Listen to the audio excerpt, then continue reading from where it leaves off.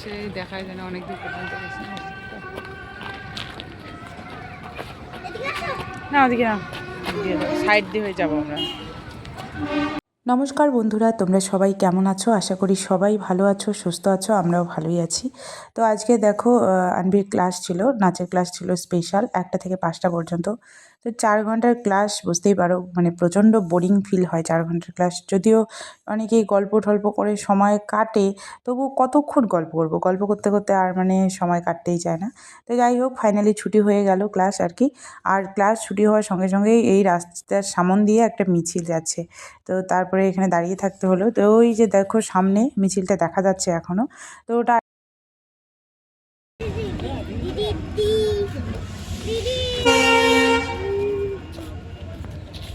কি অবস্থা? এখন আমরা হেঁটে হেঁটে যাচ্ছি, আর মিছিলটা অনেকটাই এগিয়েছে। আর এইটুকু হেঁটে গিয়ে তারপরে টোটো ধরতে হবে। তো এখন গেলে হয়তো টোটো পাবো না, কারণ মিছিলটা যেহেতু ওই রাস্তা দিয়েই যাচ্ছে। তো টোটোগুলো থেমে থাকবে, কারণ বিশাল বড় মিছিল। তাই আস্তে আস্তে যাচ্ছি, গিয়ে তারপরে টোটো ধরে সোজা বাড়ি যাব। তো চলো। আর পেছনে দেখো আরও একজন আছে, ও এতক্ষণ দাঁড়িয়েছিল এই মিছিলের জন্যই। এই যে নাচের ক্লাস থেকে এইমাত্র আসলাম, এসে একটু বসে পড়লাম। অর্ধেক রাস্তায় হেঁটে আসছি, মিছিলটা বেরিয়েছিল আর এতটাই জাম হয়ে গেছিলো, মানে টোটো একদম আসাই বন্ধ হয়ে গেছিলো। তারপরে একটা দোকানে ঢুকলাম, দোকানে ঢুকে মেয়ের জন্য, মেয়ে যে কী নিল খাওয়ার জিনিস, তারপরে একটা টোটো আসলো, ওই টোটোর মধ্যে এই যে ঘরে আসলাম এখনই। চলো ড্রেসটা চেঞ্জ করে নিই। আরেকটা আমার জিনিস ছিল না। আর কি ছিল? আরেকটা যেটা আমাকে দিলাম। আর কিছু নেই। তো আমাদের এদিকে কিন্তু ভীষণই ঠান্ডা পড়ে গেছে কোচবিহারে এদিকে। দিনের বেলা রৌদ্র দিচ্ছে, কিন্তু সন্ধেবেলা সকালবেলাটাই এত ঠান্ডা লাগে কি বলবো তোমাদের। আর এই যে আনবি দেখো বই নিয়ে বসছে। আর আমাকে এতটা ঠান্ডা লাগছে এই কারণে, কারণ এসে বাসনগুলো মাজলাম। দুপুরবেলা খাওয়া দাওয়া করে এসে বাসন মাজার একদমই সময় পাইনি। তাই এখন এসে সমস্ত বাসনগুলো আর কি মেজে নিলাম। এখন আমার মাথার থেকে মানে একটু আর কি মাথাটা একটু আমার টেনশন মুক্ত হলো, কারণ কাজ থাকলেই না টেনশন বাড়ে। তখন কোনটা করব, কোনটা ছেড়ে কোনটা করবো, মানে এরকমটা হয়ে যায়। তো তাই জন্য কিন্তু আমার ভিডিওগুলো আর কি ঠিকঠাক মতো করা হয় না। কোনো সময় ব্যস্ততার মধ্যে কাজগুলো করি, তখন ভিডিও অন করতেই ভুলে যাই। আর ভিডিও দেখো আমি কি সুন্দর পতাকা আঁকছি। খাতার মধ্যে পতাকা অ্যাড করছে, লেখা খাতার মধ্যে লিখছে। খাতা কিন্তু আছে, তো খাতা ওখানে আছে, আর এখানে একটা পুরানো খাতা নিয়ে এসে এই যে লিখছে। ওকে লিখতে বললাম, ও ছবি আর্ট করছে, পতাকা আর্ট করছে। তো যাই হোক, এই যে এখন ওকে একটু পড়াবো। আর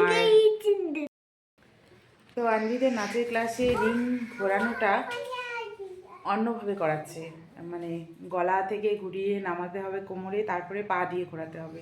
তো এইগুলো এখনও ওরা পারে না, শুধু কোমরে আর কি রিংটা ঘোরাতে পারে, কিন্তু গলাতে তারপরে পায়ে এইগুলো পারে না।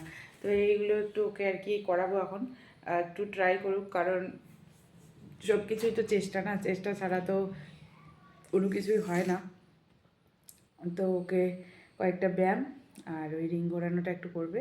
আর এখন দেখি একটু পড়াবো অল্প অল্প স্বল্প। আজকে শরীরটা ভালো লাগছে না, কেমন যেন ম্যাচ ম্যাচ করছে শরীরটা। সারাদিনে যেহেতু একটু শুতেও পারিনি, কারণ ওই সকালে ঘুম থেকে উঠে আজকে আবার সকালে ঘুম মানে আবার নতুন করে ব্যায়াম শুরু করেছি। এতদিন বুকে ব্যথা ছিল, এখনও যদিও বুকে একটু হালকা হালকা ব্যথা।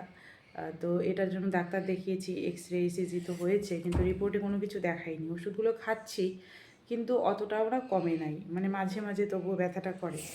তো ভাবলাম না ব্যায়ামটা শুরু করে দেই, যেহেতু ওয়েটটা আমার অনেকটাই বেশি হয়ে গেছে, অনেকটাই মোটা। তো ভালো লাগে না অনেক সময় জামা কাপড় পরলে কেমন দেখা যায়, তখন মনে হয় না শরীরটাকে একটু শুকাতে হবে।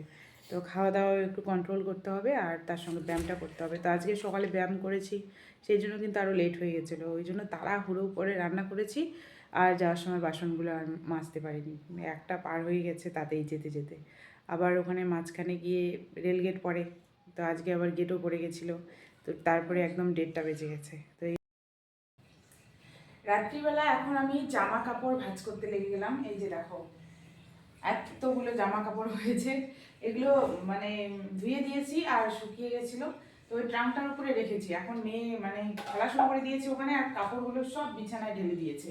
তো এইগুলো আমি এখন ভাঁজ করে রেখে দিব। কারণ যেহেতু আমাদের ঘরে জায়গা খুবই কম, আর এগুলো এলোমেলো থাকলে না একদম মানে ঘরটাই আরও ছোট দেখা যায়। অনেকেই আমাকে প্রশ্ন করে আমি কেন ভাড়া বাড়িতে থাকি। তো ভাড়া বাড়িতে থাকার অনেক কারণ আছে। আর মানুষ এমনি এমনি একা থাকার পথটা বেছে নেয় না। যখন মানুষ একটা খারাপ পরিস্থিতির মধ্যে থাকে, তখনই মানুষ কিন্তু একা থাকার একটা পথ বেছে নেয়। একা থাকাটা কিন্তু কঠিন। কিন্তু কী হয় বলো তো? নিজেকে ভাঙতে ভাঙতে যখন আর গড়ে তুলতে পারে না, তখন বেঁচে থাকার জন্য একটা পথ বেছে নেয়, আর সেটা হচ্ছে একা থাকা। তাই আমিও আমার পথ বেছে নিয়েছি। সব কিছুর মূলে আমার যেটা দরকার সেটা হচ্ছে মানসিক শান্তি। এই মানসিক শান্তিটা যখন না থাকে না, জীবনটা এত কঠিন হয়ে যায়, তোমাদের কি বলবো আমি, মানে বলে বোঝাতে পারবো না। হয়তো যারা যারা এই পরিস্থিতিতে আছো, তারা অবশ্যই বুঝতে পারছো। মানুষ যখন পরিস্থিতির সঙ্গে লড়াই করতে করতে ভেঙে পড়ে, আর কোনো রাস্তা থাকে না, তখনই মানুষ এই পথটা বেছে নেয়। সেটা হচ্ছে একা থাকার একটা পথ। তো এই প্রশ্নটার উত্তর আমি আজকে দিয়ে দিলাম, আমি কেন ভাড়া বাড়িতে থাকি। তবে সমস্তটা খুলে বলব না যে আমি কী হয়েছিল, কিসের জন্য ভাড়া থাকি।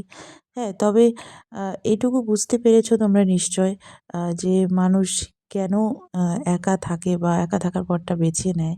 তো এটা সবাইকে আমি হয়তোবা বোঝাতে পেরেছি।